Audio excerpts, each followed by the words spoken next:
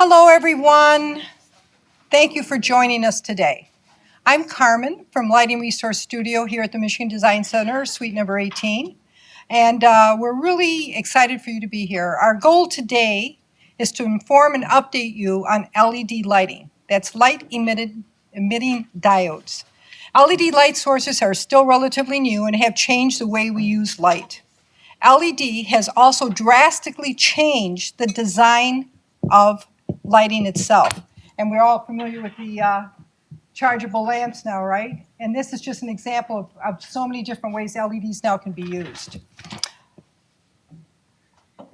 We are fortunate today to have Joslynn Wylie. She is the manufacturer's rep for elite companies such as Schonbek, Modern Forms, Hinkley, and W.A.C.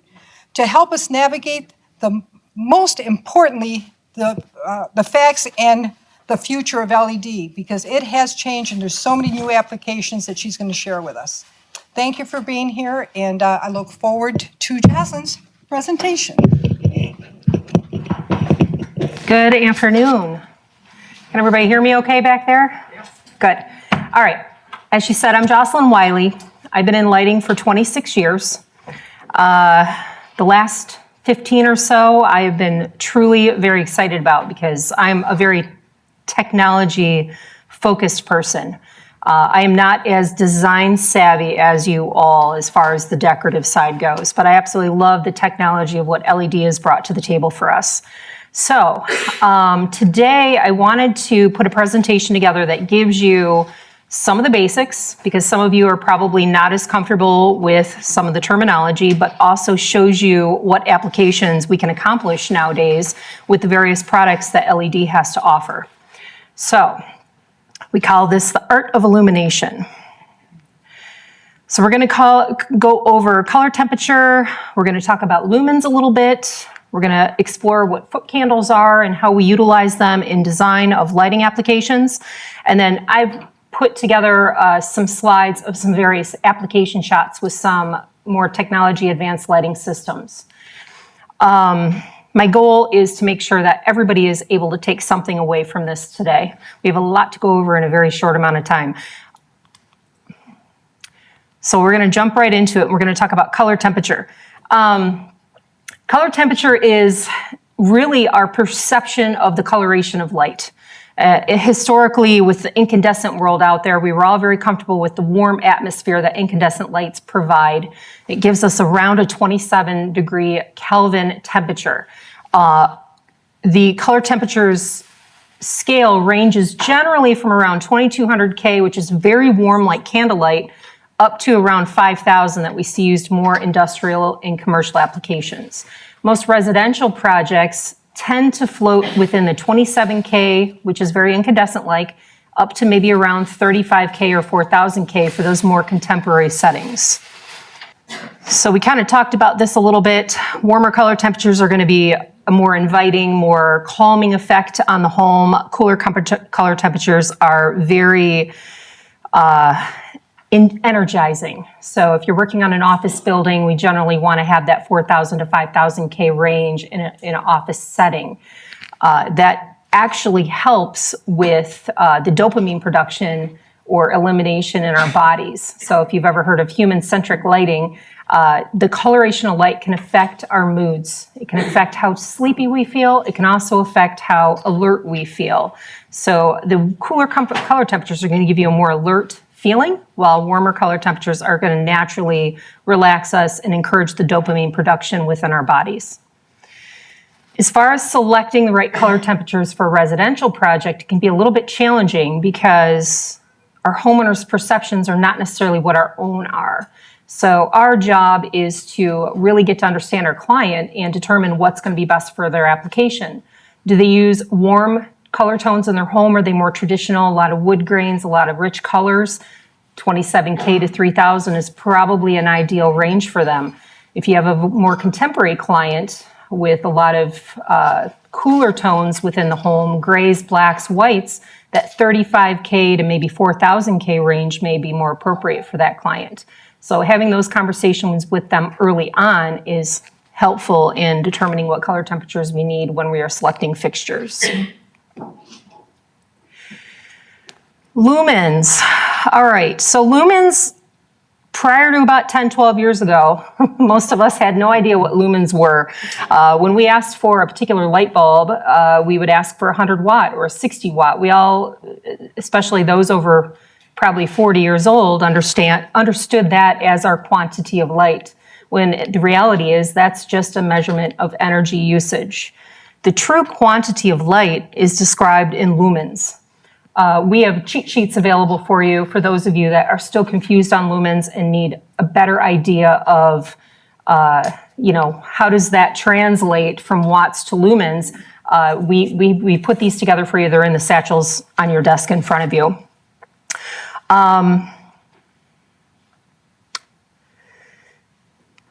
We need to make sure that we have enough lumens in a space.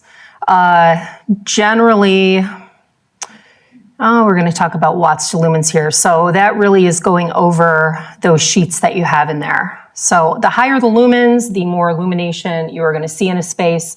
Generally speaking, if you want a couple of tools to memorize, 1600 lumens is equivalent to roughly what a 100 watt incandescent bulb produces, so that you can quickly do the math, without having to reference charts in front of your clients.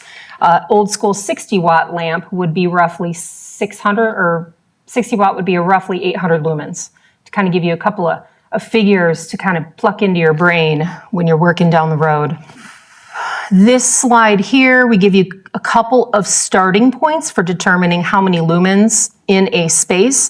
This is just a baseline. Just like perception of color of light can be a little bit different for each individual, the quantity of light can be very different as well. So I encourage you to get to know the clients you're working with and find out, do we need to go a little brighter than typical in a space, or are we okay with keeping it pretty subdued or at the average ranges?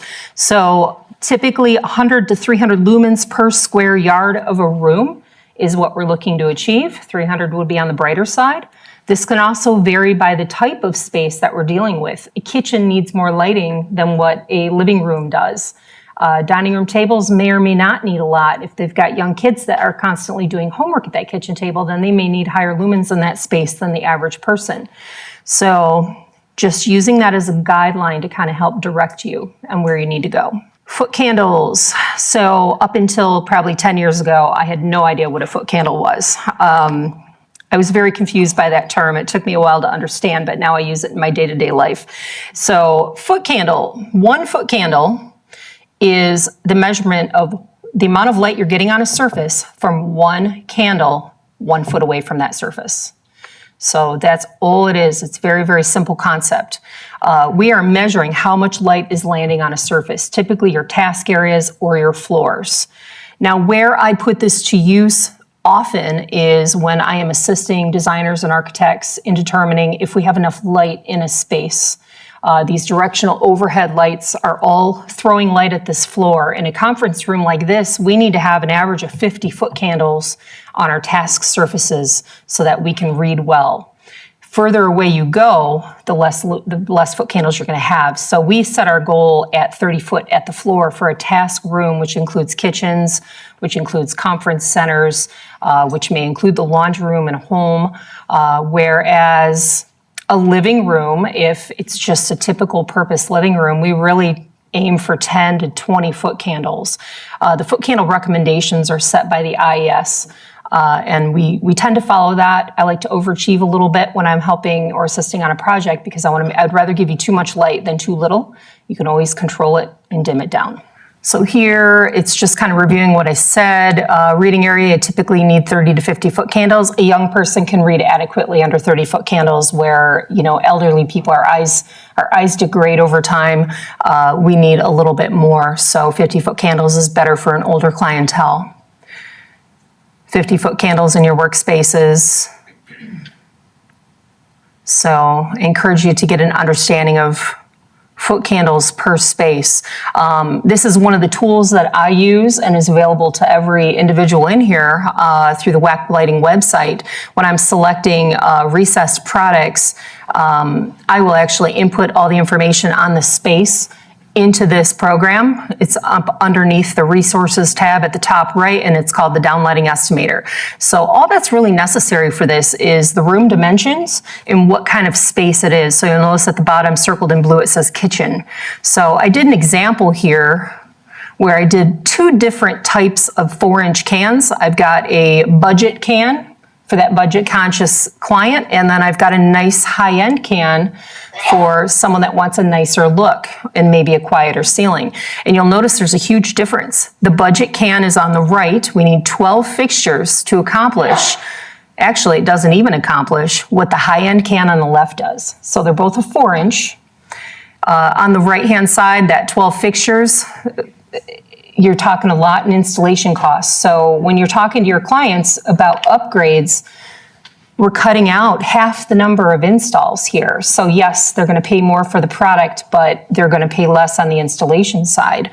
So budget-wise as a whole, we are probably going to save them money and give them a better product. So these are the types of things that I assist with distributors, with designers, with architects and engineers, and even with electrical contractors in the field, and helping them determine what's right for the space, what's right for the client.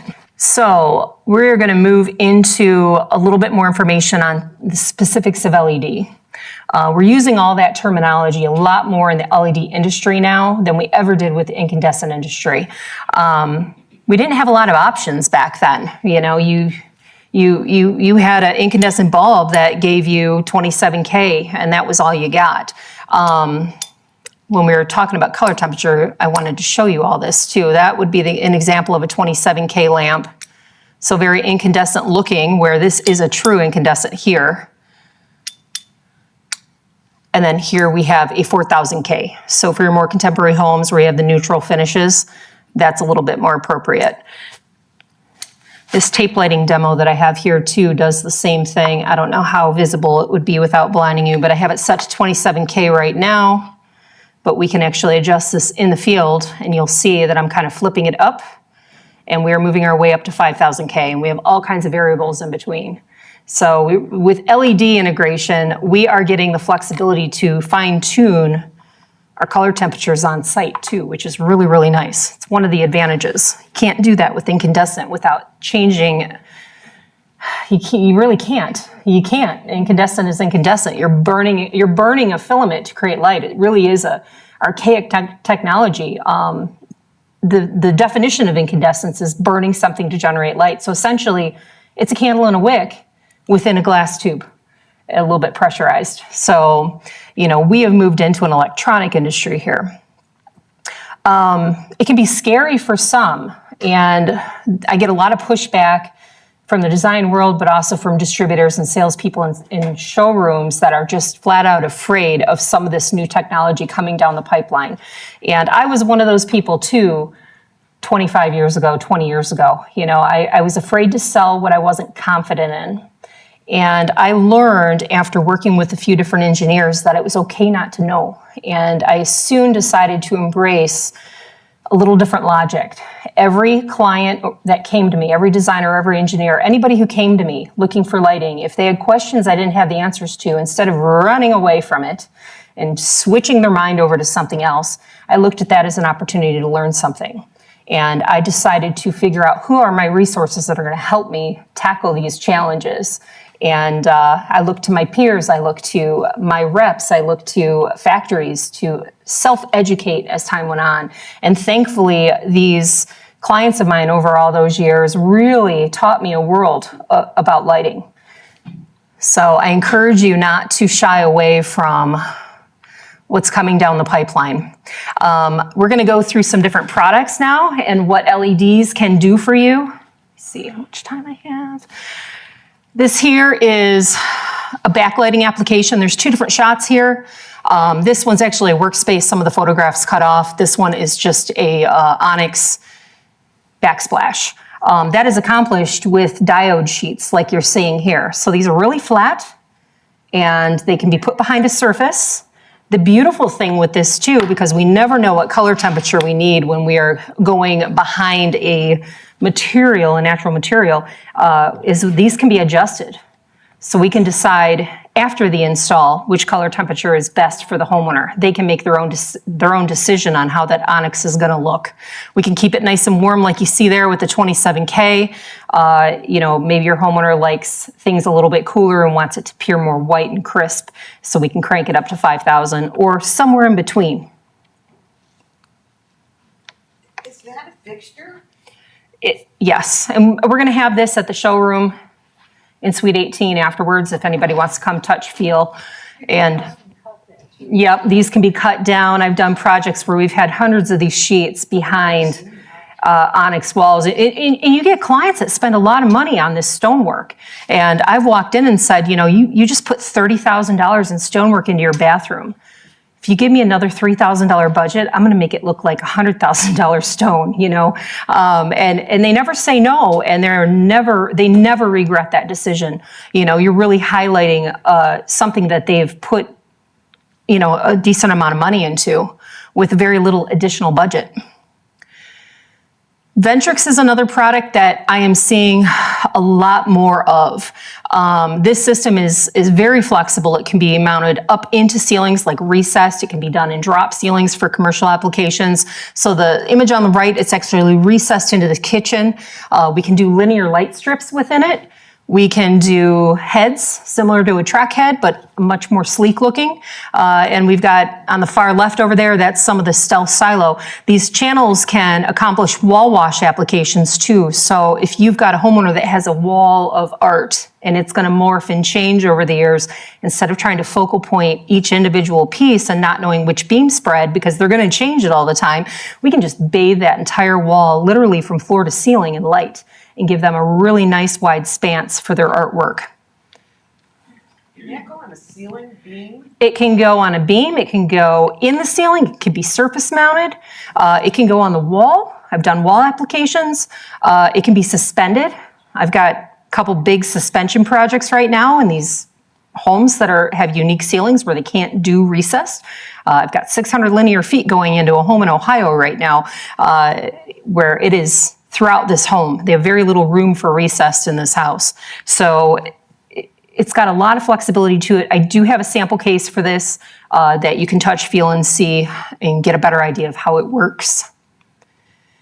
Channel lighting, that Ventrix can accomplish this as well, but we also have other types of channels where we can hide the strips in them that save you a little bit on the budget. So, depending on what the need is, where the budgets land, we sometimes use a simple in-wall channel, and we can get very, very creative with this. I'm a resource for helping you figure out the bills of materials, how we can do this, what we can and can't do with these products. So don't be afraid of them, embrace them.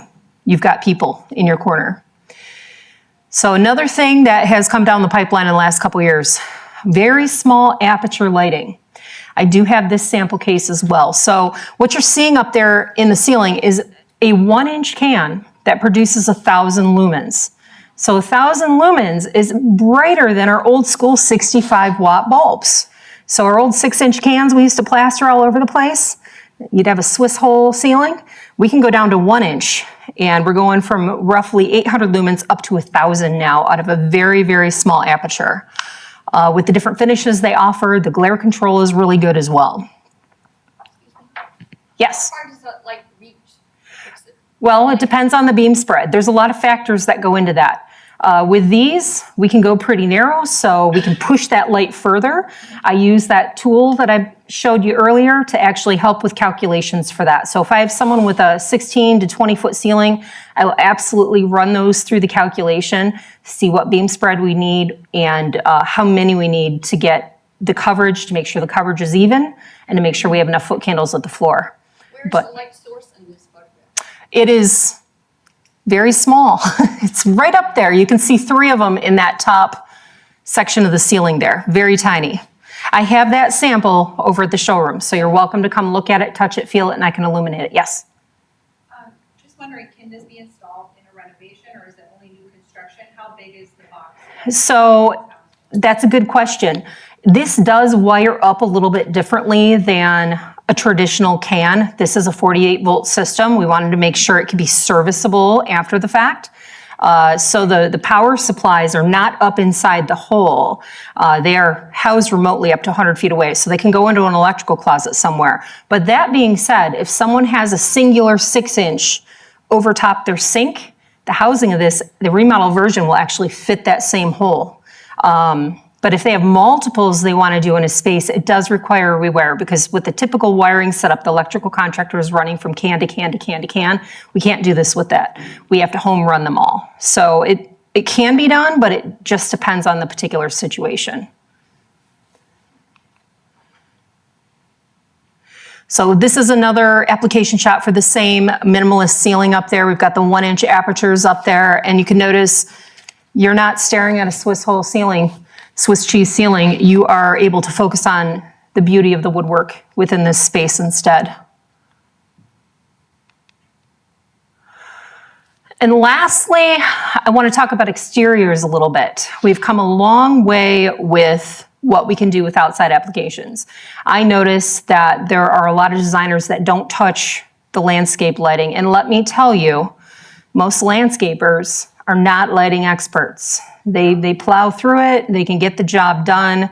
It's not always going to be the best plan now. So I encourage you to take on those challenges and reach out if you want someone to walk you through the process.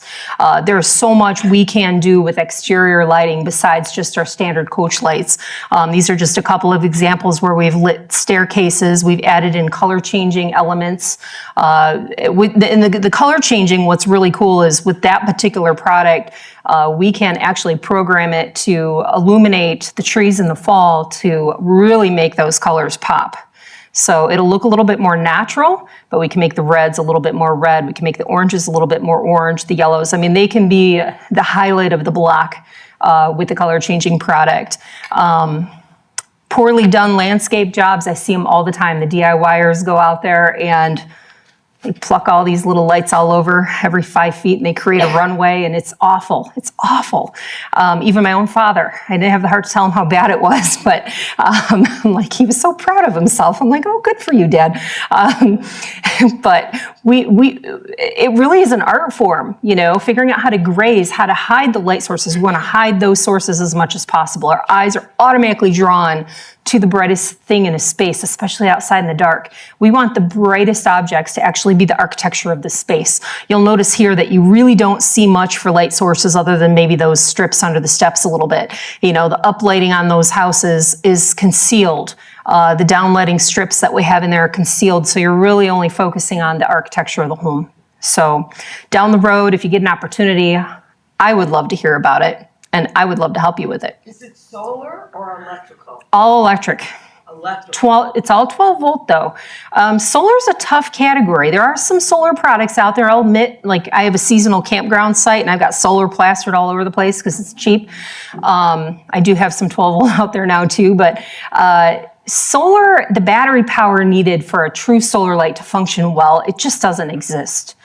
You really got to have some big panels and some big backup batteries and a lot of that to do a good job with solar. It's almost impossible. So we can do either a low voltage system, which is 12 volts, so it's safe. If your homeowner accidentally chops through a line, they're not going to electrocute themselves. Like the landscaper cuts the grass. Yep, you don't have to worry about that. Yeah, with 12 volt, if something gets cut, it's an easy fix.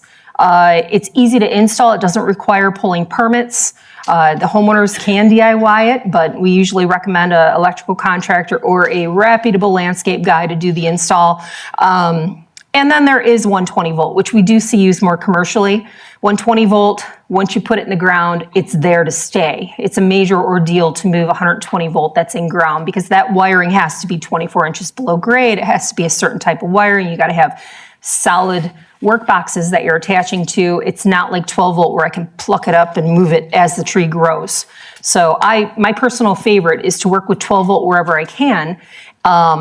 Now that we're dealing in LED where the efficiency is so much better, we can go a lot further distances on 12 volt. Back in the day, we'd run into voltage drop. We start running out of power down the line and the bulbs get dimmer and dimmer and dimmer as we go. Nowadays, because we're only using 1/10 of the energy consumption, we're able to carry on for much further distances. So when I'm working landscape projects with someone like yourselves, I'm usually helping with the load calculations and making sure that the electrician's sizing their wire properly. Every project I'm involved in, I try to bridge that gap with what you want and how do we accomplish that. I can speak your language, I can speak their language and help make sure that we're all on the same page. So, 12 volt is really the best way to go. Okay, and what if you're in an area, as we are in Michigan, a lot of areas where the power goes out a lot? Well, when power goes, Does that affect, can the LED lights, when the power comes back on, do they? yeah, back on? Okay. everything will work the same after the fact. Most higher end homes are going to be on some type of whole home generator, or they're going to have a generator in place. One thing I have noticed, and I can even speak from my own experience, because we went 4 days without power after that ice storm and the tornadoes came through. And no, I wasn't in the ice storm. We had tornadoes. We had just a standard generator, and it died the first day, so I went scrambling to go buy a new generator for our home. And I switched over to what's called an inverter generator, which has a clean, pure sine wave and communicates better with LEDs, purposely, because my whole house is full of electronics. So LEDs will automatically come back on, or they can be used during generator times. However, if they have old school type generators, some of those generators may cause some flickering during use, things like that. So in most cases, when we're dealing with a power outage, we all are a little bit more flexible. We're more concerned with making sure our refrigerators stay on and we have AC or heat.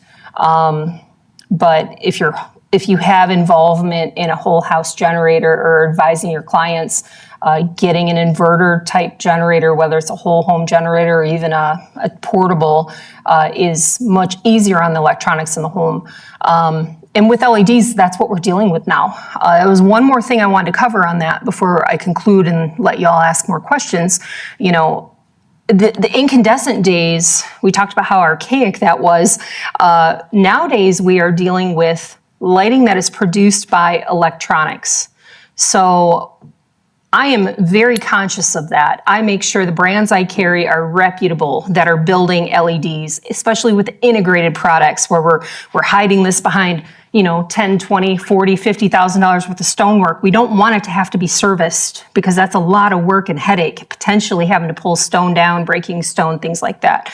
So just like any other electronic industry, you want to make sure that you are working with brands that have a superior engineering team. So the W Group, which is Schonbek, Modern Forms, and W.A.C, we've got 300 engineers on staff that are designing and building our own products. They're not just sourcing them from the cheapest person in China. They actually build the diodes, they design the power supplies. It's all built in their own factory, and you've got a huge team of people behind that building it. So I trust it, and I have very, very few issues with it. It's no different than when you go buy a television. Do you want to save $100 and buy the off-brand 85-inch, or are you just going to buck up and buy the Panasonic or the Sony? Most of us are going to go ahead and buy the brand we know, because we understand that when you buy a good refrigerator or a good television, that you should get a much longer longevity out of it. So I implore you to educate yourselves, use your resources, whether it's your distributors or your electrical contractors or reps like myself, to help you navigate that, making sure that you're using integrated brands that stand behind the product and really put a lot of effort into their engineering. LEDs, one other last thing too, failure point. This is a common question. I'm sure you all have heard it from your clients. You have an integrated fixture, whether it's a chandelier or whatever. What do I do when the bulb goes out? They all ask that, because with the old school technology, that little filament in there, you shake it a little and I might break it. Sorry, Carmen. When you're burning a filament, it's disintegrating, it's going to fall apart eventually. So when they test that type of light bulb, what they do is they have, in their lab, they'll have a big table, and they'll have 50 of them or 100 of them placed in sockets all over the table. They'll kick them on, start the timer. When 50% have burned out, that's your lifespan. So that's why, like with an incandescent, you might have seen lifespans of 1,000 hours was pretty average. Sometimes 2,000, maybe with a halogen because they got a thicker filament. But it's inevitable that that is going to fail. LEDs, because we're creating light with electronics, there's no failure point. So the lifespans you see of 50,000 hours, 100,000 hours, it's really a light loss value. So when they power this up, what they're calculating over time is what's the percentage of light that I'm losing from these diodes as they degrade. So 50,000 hours or 100,000 hours down the road, you're only going to have lost about 30% of your life, or your light. I should say, your lumens. So if you started with 1,000 lumens, you're going to have 700 lumens after 50,000 hours, for instance. So that's why I stress finding well-engineered products, because you will have a lot less issues with them. They should outlive us all.